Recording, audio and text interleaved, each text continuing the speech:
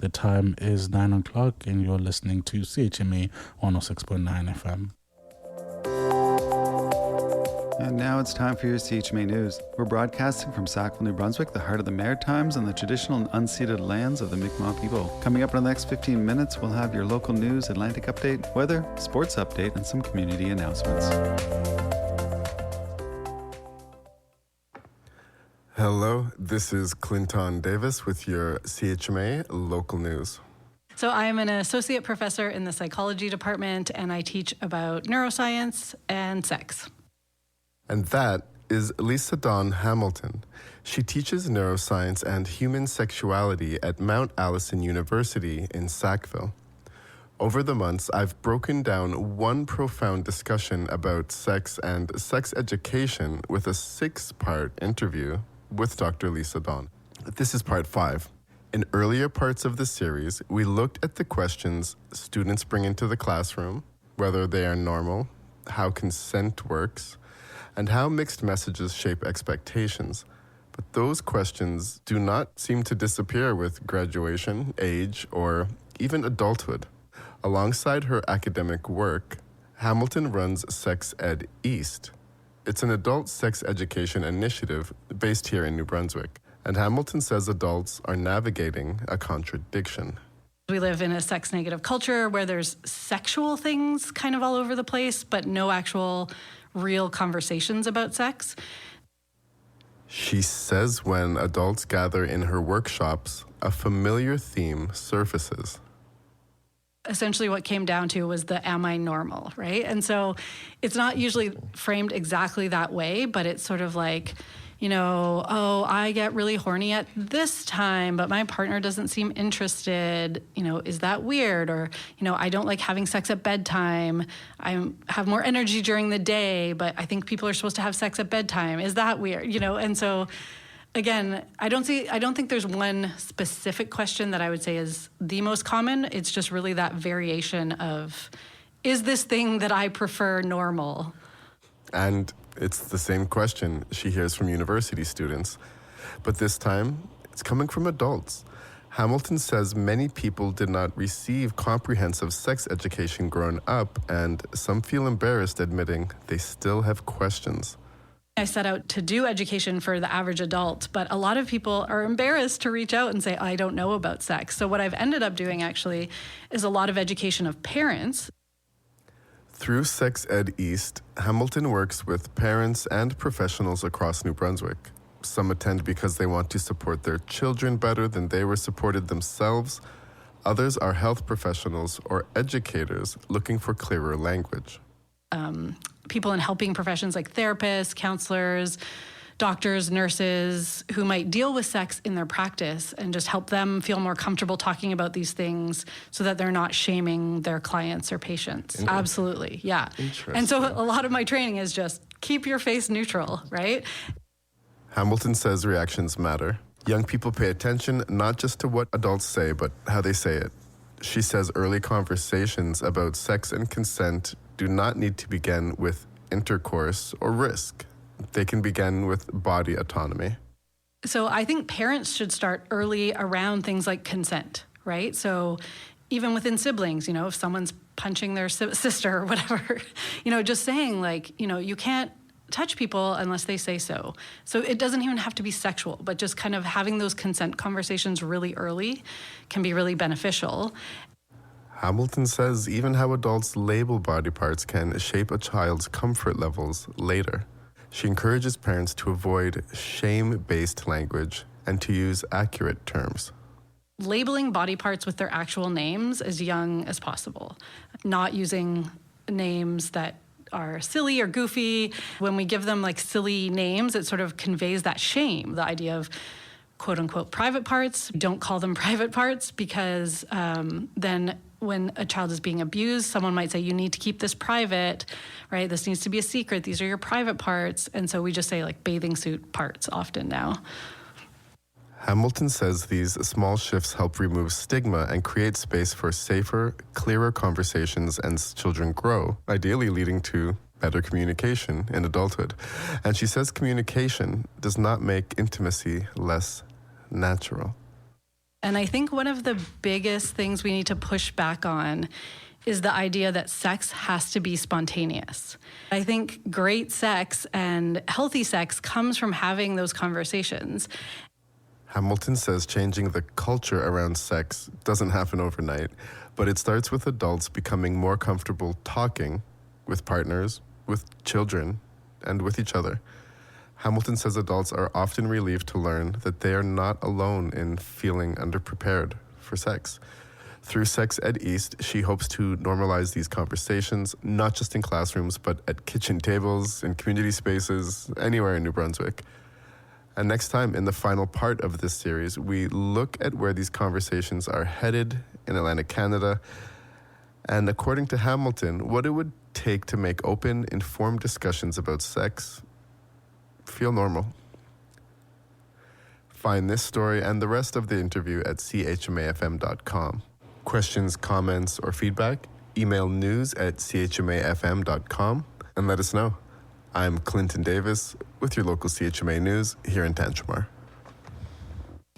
Hi, I'm Leah from Ballare Amore, and you're listening to CHMA. And here is your CHMA Atlantic update for Wednesday, February the 18th. New Brunswick's finances have slipped further into the red, with the government now projecting a deficit of $1.33 billion. Finance Minister Renee Legacy released the government's third quarter fiscal update today, showing the projected deficit has grown by almost $800 million from the $549 million deficit in the spring budget. The province is expecting around $372 million less in revenue, including from reductions in corporate and personal income tax, along with less money from the harmonized sales tax. Expenses are expected to increase by just over $407 million, mostly in healthcare and social development. And New Brunswick's police watchdog is seeking information surrounding a New Brunswick police officer charged with sex offenses. In a release, the agency says it is asking any member of the public with information related to Paul Lavoie to contact them directly. The police oversight group says it was contacted by the Grand Falls Police Service on March 31st of last year, and it was suggested an active member had engaged in inappropriate contact with a minor.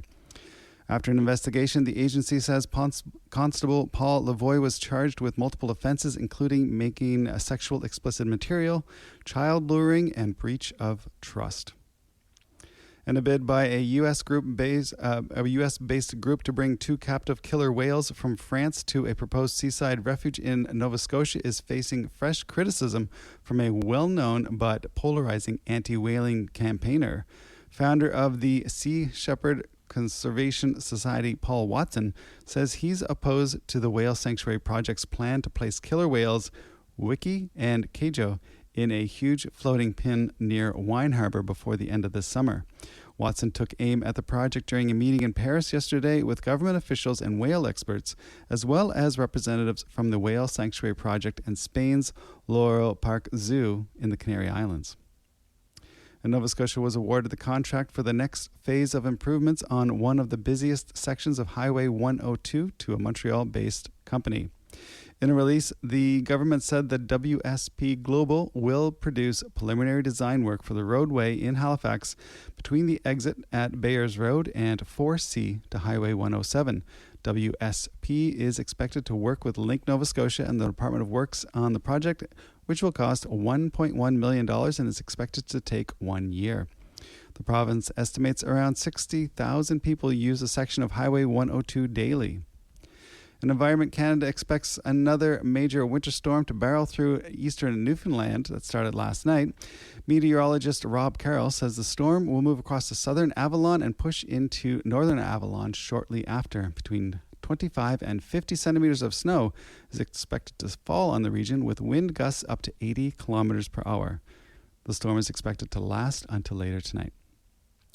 And finally, a Mountie in Newfoundland was assaulted twice during a disturbance call in Shishashi on the weekend. RCMP say one of their members responded to a disturbance involving 2 unwanted people at a home on Matshetu Street around 8:30 a.m. on Saturday.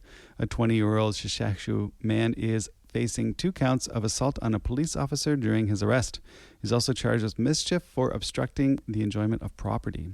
And that is your CHMA Atlantic update for Wednesday, February the 18th. Life's like Canadian football. You don't get many chances. Hi, I am Henry Adams Feck, and you are listening to CHMA 106.9 FM in Sackville, New Brunswick. Life's like... And here's Brian Nielsen with your CHMA Sports Update. Yesterday, the University of King's College basketball squads came to Sackville to face off against your Mount Allison Mounties, and they left town with 2 losses. That's right, the Mounties men's basketball team in the second game beat the Blue Devils 90-75 for their first win in a time. And the women played the first game, and they also were victorious by a double-digit margin, 73-62, running their winning streak on the season up to 6 games in a row. Not too much in major professional sports in North America because most leagues have shut down for the Winter Olympics. And in the Winter Olympics yesterday, Canadians Bloden, Maltis, and Weideman get a gold medal in team speed skating long track pursuit. They defended their goal they won 4 years ago, and so they are back on the podium, getting Canada their 3rd gold medal of the Olympics, bringing the total up to 12.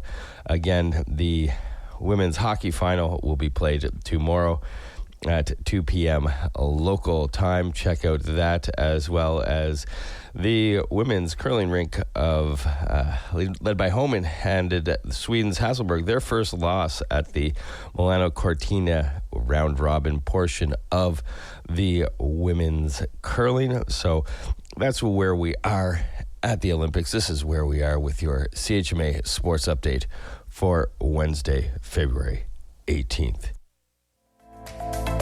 And that's Brian Nielsen with your CHMA Sports Update. Please be sure to check out Brian's show on Mondays at 8:30 a.m. for more sports commentary. All right, my friends, now it is time for your community updates.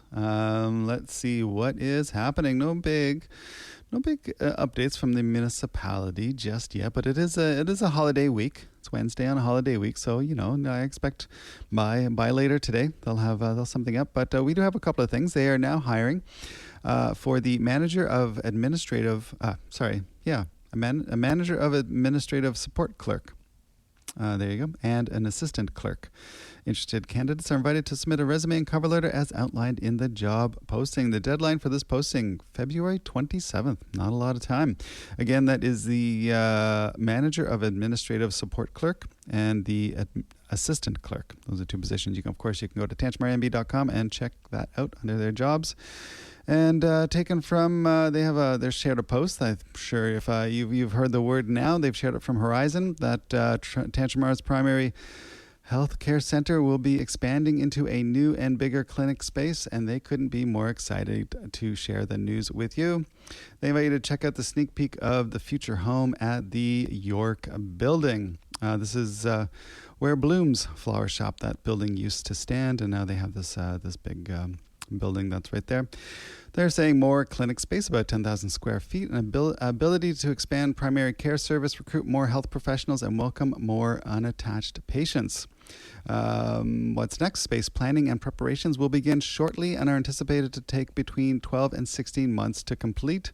The current Tantramara Primary Health Care Center, currently located at 2 Main Street, will continue to operate as usual with no service interruptions while the new space is being prepared. And there is a fire prevention bylaw review and update. So you could read about that. It's fairly extensive. I haven't digested it yet, so I'm not going to try. But if that is something of interest, just to give you a taste, the municipality of Tantramar is acknowledging recent community feedback regarding the proposed fire prevention bylaw.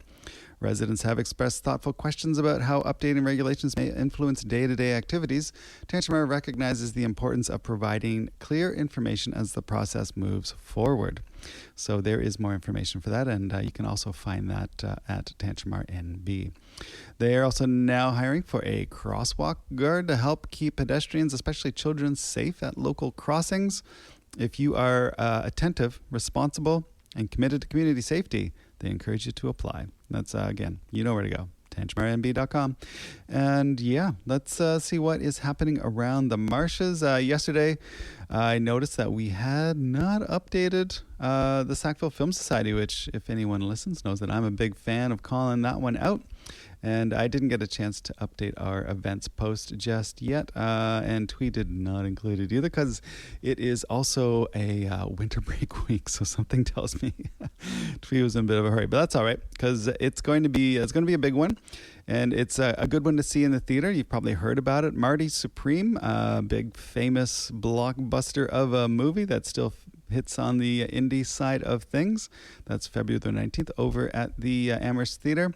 I'll just give you a quick read. Marty Supreme is a 2025 American sports crime thriller directed by Josh Saldi and co-wrote it with Ronald Bronstein. It's set in the 1950s and it stars Timothée Chalamet as a table tennis player, Marty Mauser, and follows his quest to become world champion. Also stars Gwyneth Paltrow, Kevin O'Leary, and Fran Dresner does an incredible job in this movie. I've seen the movie. I'll admit it. I've seen it. I went to the theater to see it earlier. I would go see it again, and it was really good. It was really good. But Fran Drescher really stole the film in this one,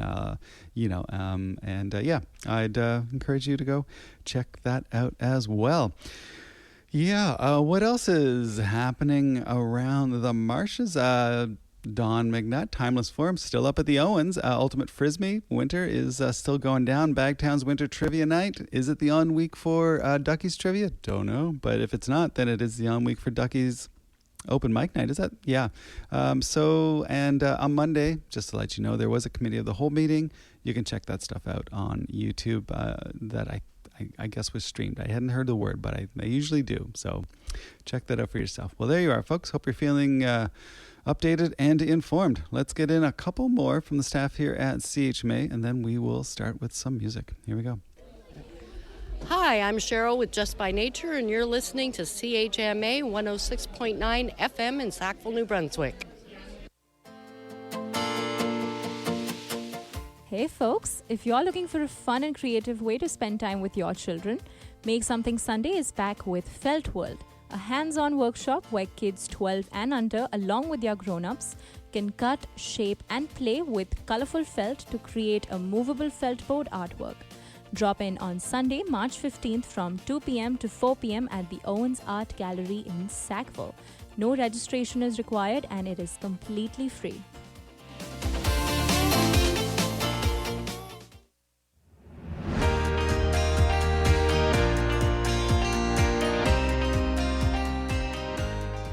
In conjunction with Marshview Middle School, join for a once-a-week after-school homework help program focused on numeracy and literacy.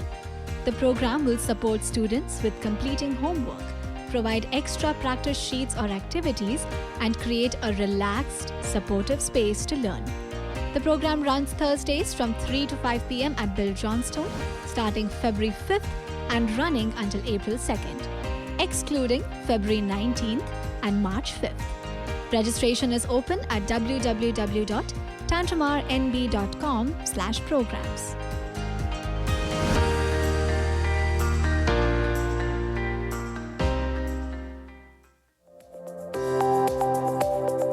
And that was your CHMA News. Please visit www.chmafm.com for more news and to sign up for our email newsletter.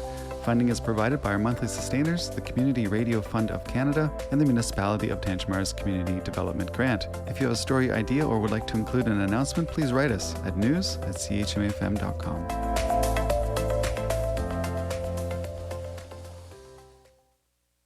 Discover the incredible playlist and favorite songs from CHMA programmers on our website at chmafm.com.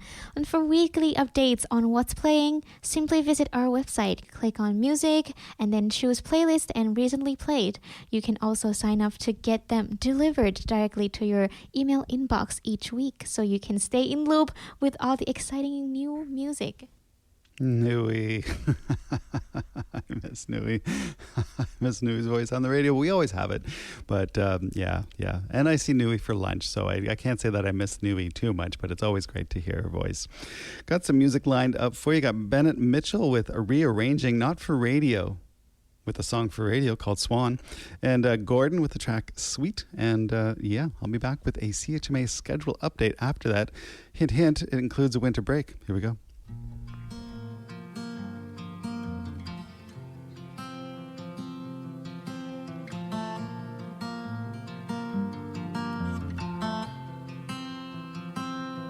Well, I wish I was born in California,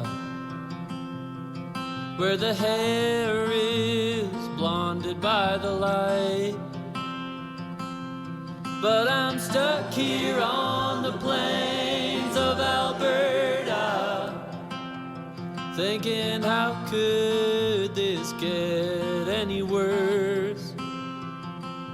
I'm drinking, how could I deal any worse? So I left my heart in a shoebox in Vancouver, where I learned about loss for the third time. Kinda reminds me of that call from Montreal, where I loved and left and drove 4 days home. Oh mama, this time I done hit and won. Cause still I'm rearranging my mind, rearranging my life, and rearranging all the time.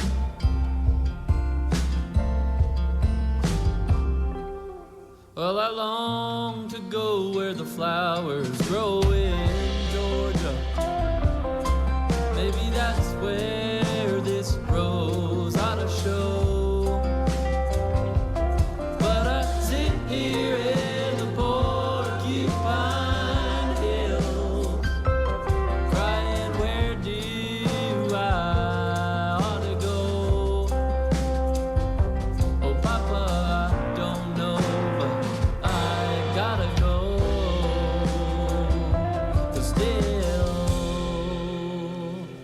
Cause still I'm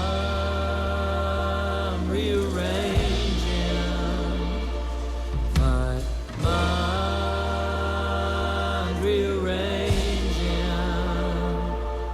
my life, and rearranging all the time.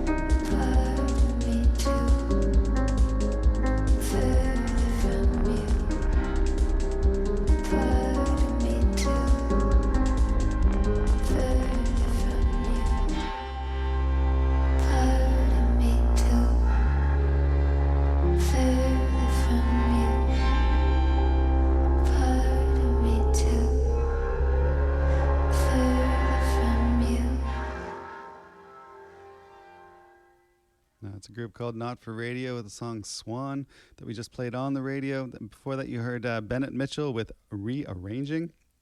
I have some Gordon coming up with the track Sweet, some Philip Nunes Arregio with Ziz, Z-I-Z. I've also picked up from the stack some Alexander IV and Cezanne with This Won't Do, some Garrett Cato and D. Holt with Chasing a Thread, and Umbugjar with Give Me More, track we've been highlighting here on The Voice of the Marshes. I told a lie. I said I had a big update about winter break, and I don't. I don't know what's going on. No, I do know what's going on. I'm just saying that sometimes we have some volunteers that take a break, but to be honest, I just say that preemptively, but no, they usually don't. There's a couple that may take a step away for a week, but